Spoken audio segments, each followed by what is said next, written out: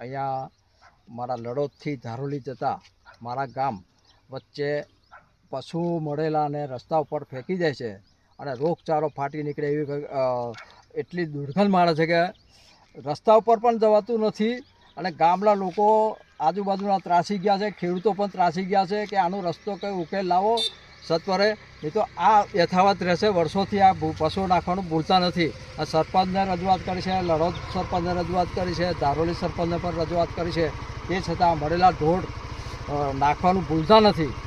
તો આ ભયંકર રોગચાળો ફાટી નીકળે એટલી દુર્ગંધ મારે છે. મારી જોડે બધા આગેવાનો ઊભા છે, એ પણ કહી શકે છે કે ભાઈ આ ખરેખર એમની વાત સાચી છે.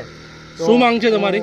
ચંદ્રસિંહ રાજ, તમારી માંગ શું છે? મારી માંગ એટલી છે કે આરોગ્ય ખાતા સરપંચો બધા મળીને આ જે પશુઓ નાખી રહ્યા છે રસ્તા ઉપર, કે એને મોટું કરી પછી ફેંકી દેવાનું, દૂધ કાઢી લીધું ફેંકી દેવાનું, એ ના થવું જોઈએ અને એને વ્યવસ્થિત ખાડો ખોદીને દાટે, એ અમારી માગણી છે.